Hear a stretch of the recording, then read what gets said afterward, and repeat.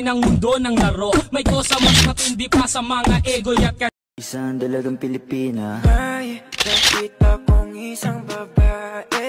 Crush na crush kita.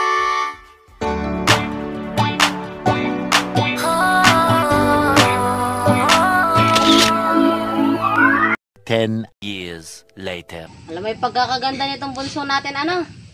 Ay, kayo na may dalagang dalaga. Pero narinig nyo ga, ang balita. Ano? Ay, yung anak daw ni Kabebe, yung bunso, buntes. Ay, kainaman na. Nakakadalawang asawa na yun, ah. Dalawa na rin ang anak. Kubaw? Di ka?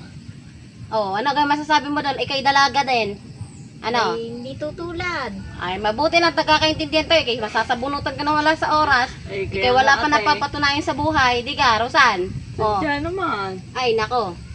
Tsaka, narinig nyo din ba yung sabi-sabing uso din yung mga rape dyan sa may labas? Ikaw nga, mag-aayos-ayos ka ng iyong mga kilos-kilos, ha? At para nang sa susunod ay makakasama ka sa akin sa abroad.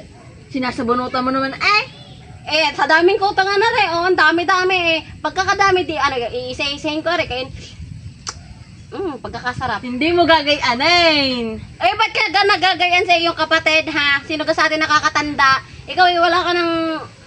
Hindi mo na ako nire-respeto, ha? Hindi naman ibiro lang, atay. Ito naman ay masyadong seryoso pero ngayon, buhay. lagi na lang galit si ate yun nga ang sabi ko, ikaw ay mag-ayos-ayos sa mga iyong ginagalaw. Kasi nga kay susunod pa sa akin sa abroad. Parang gayon ay maayos po yung buhay natin dito sa Pilipinas. Ay, Diyos ko naman, ang taas-taas ng ating binabayarang tax. Maayos, ha? Hindi magpo-boyfriend at hindi makikipaglandian. Sa gayon ay hindi matulad sa anak ni Kabebe. Oo nga, ano ka kinukuha mo kurso ngayon? Interest ng tayong... Ano ka gagawin mo sa interest na yan? Ikaw wala naman napapupuntahan sa trabaho niya. Magtitinda ka na lang ka sa palengke.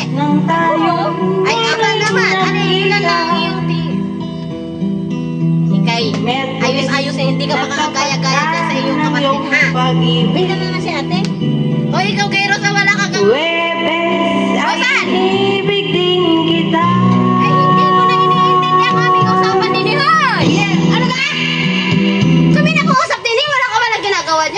Kanta-kanta ka. Akala mo ikagaganda ng inyo? Akala mo ikagaganda ng iyong boses. Ano ka? May usapan tayo din eh.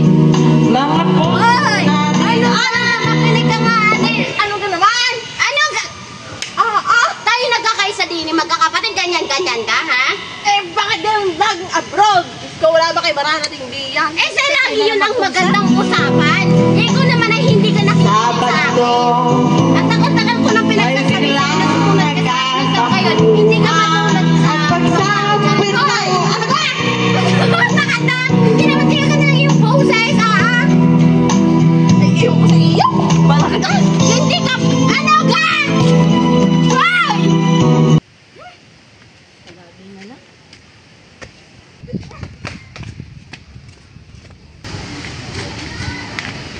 Ay, magtigil nga tayo mag-usap na dalawa. Ano naman ga, ate? Dito muna sa kaibigan ng kababatang si Nenay nga. Ang ganda-ganda ng kanyang pamumuhay ngayon sa abroad. Ang ganda-ganda ng buhay. Bakit ganyan? Bakit niya naman ikino-compare pa doon ikino-compare? Ako masaya na din eh. Gusto ko lang naman mapaganda pa ang maayos yung iyong buhay. Ay, ate, maganda ang aking buhay. Kaya huwag din na lang akong pati naman. Ang hindi ko laang sa'yo maintindihan ay kami nag-uusap ng kapatid mong si Maria. Ikaw naman ay lakas-lakas ng iyong patugtog. Hindi ka marunong marespeto sa amin. Marunong. Oh. Bakit kailangan mo pang idaan sa ganong paraan para may paramdam mo sa akin o may sabi mo sa akin ang iyong nararamdaman mo? Hindi nyo nga ako maiintindihan. Anong hindi kita maiintindihan? Ay, ako yung kapatid. Maiintindihan ko sa kahit anong kadramahan, galit mo, katatawanan, kahit ano pwede kayo maiintindihan ko kay aking kapatid. Ikay mahal na mahal ko, ha?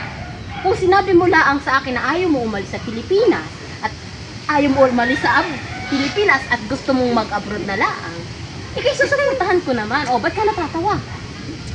Lagi na lang abroad, ate. Kung ayaw mo nga umalis din sa Pilipinas, ay aking iintindihin. Ang akin lang sa tuwing may nag-uusap.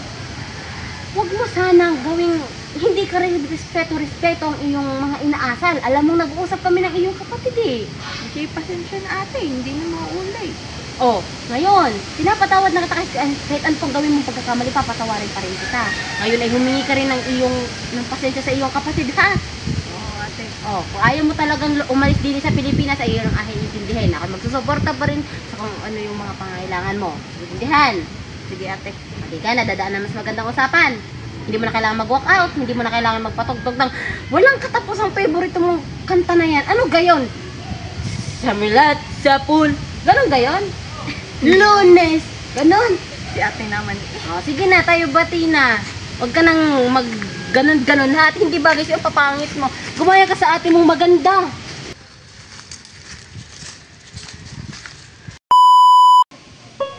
Gagawa naman kapatid na to. Wala naman dali.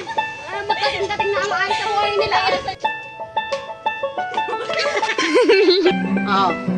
O tapos, ang laki pagkakapangit ng boses na iyan.